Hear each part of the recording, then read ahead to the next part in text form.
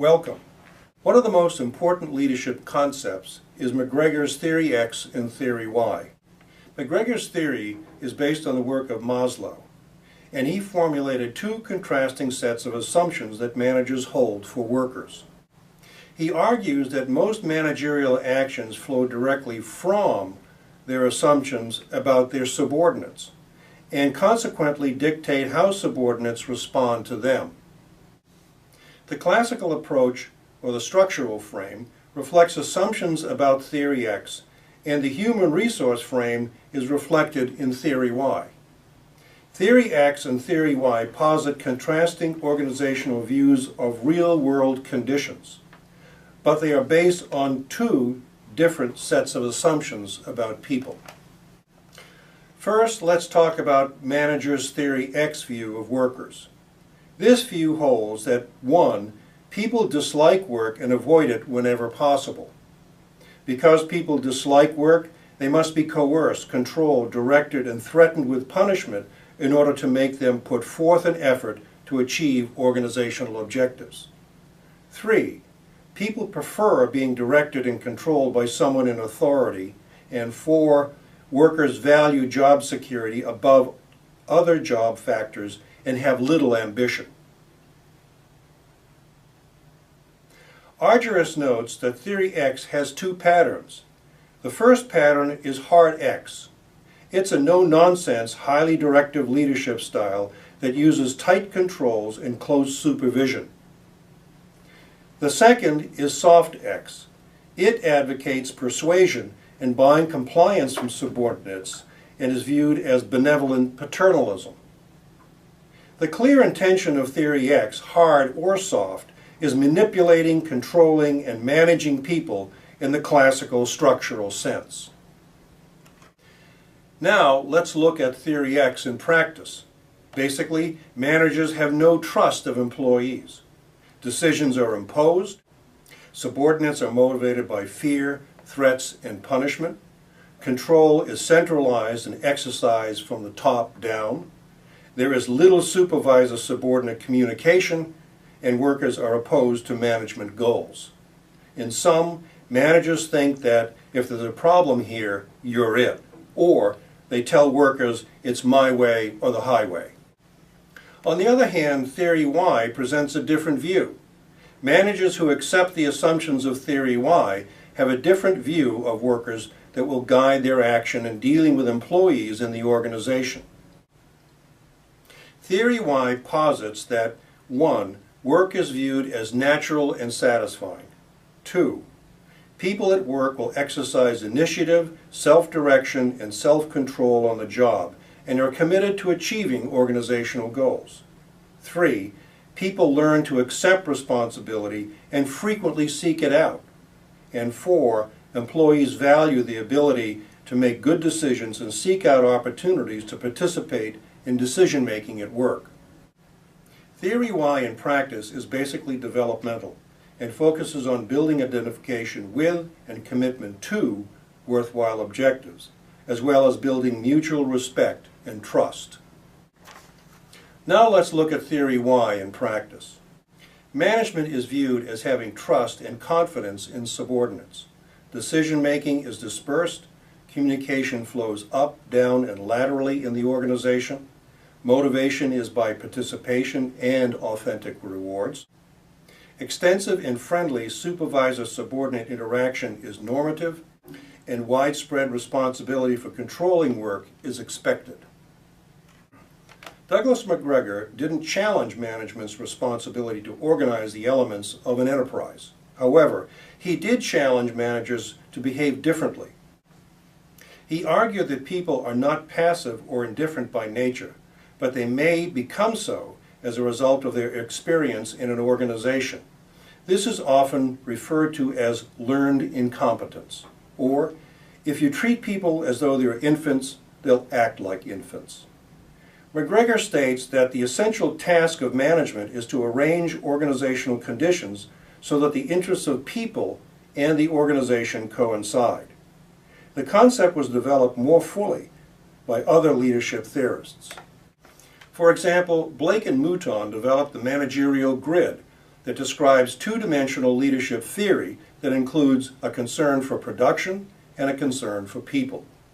They developed a questionnaire that enabled managers to identify their leadership styles, understand how subordinates are affected by them, and to explore the use of alternative leadership styles consistent with employee needs. These two dimensions, or leadership styles, include initiating structure, which is theory X, and consideration, which is theory Y. The first concept is initiating structure, or theory X, and it has a task focus. It delineates the relationship between the leaders and the group by establishing well-defined organizational patterns, procedures, and communications.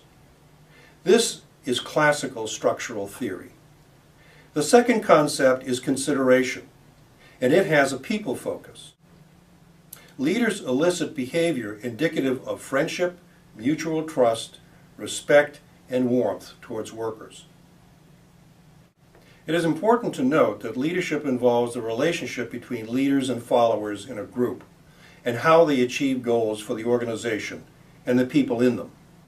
In this regard, leader behavior may range from being authoritarian or highly directive, which is theory X, and participatory or collaborative, which is theory Y. Blake and Mouton created a managerial grid which depicts how these two dimensions may be combined and how they may affect worker behavior. This slide shows how the four quadrants of the grid are presented.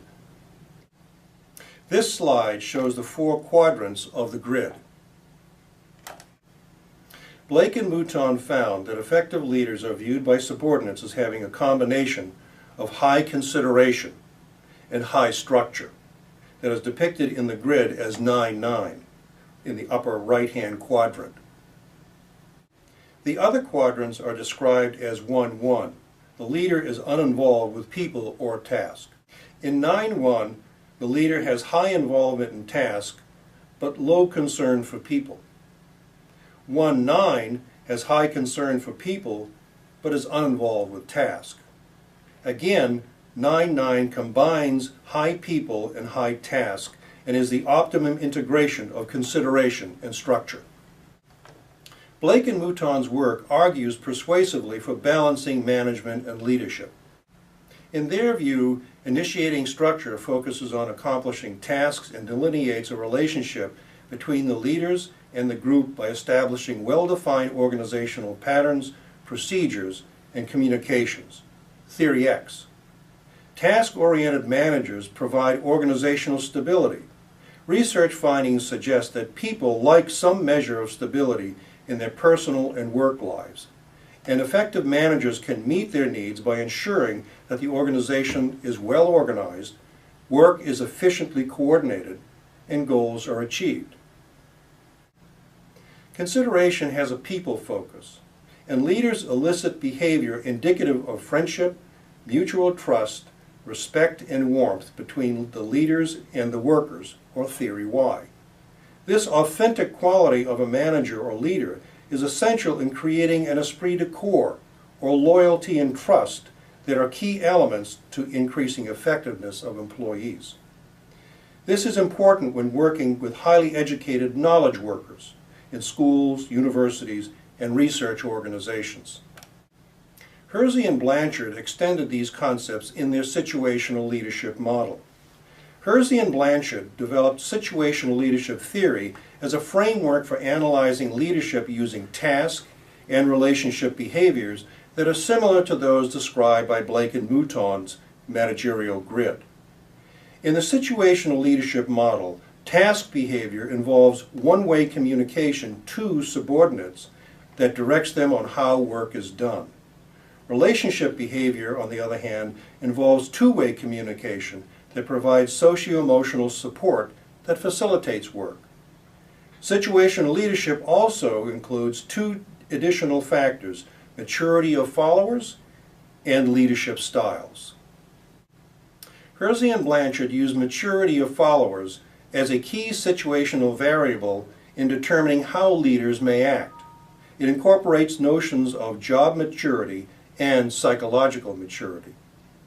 Job maturity refers to knowledge, skills, and experience that define competency to do assigned work. Psychological maturity, on the other hand, refers to the individual's level of motivation as reflected by achievement needs and willingness to accept responsibility for completing an assigned task. Job maturity and psychological maturity of followers are task-specific. In other words, a good superintendent or principal may not be a good basketball player. When job and psychological maturity are combined, they produce 4 levels of maturity, depicted as M1 through M4, that call for 4 different leadership styles, depicted as Q1 through Q4, that integrate task and relationship behavior. Let's look at these leadership styles more closely. This model is based on a notion that effective leaders match the characteristics of the individual workers or the situation with an appropriate leadership style. Hersey and Blanchard created 4 basic leadership styles, including 1. The directing style, Q1, high task, low relationship. High task is effective when subordinates are low on the maturity or skill and knowledge scale. Low relationship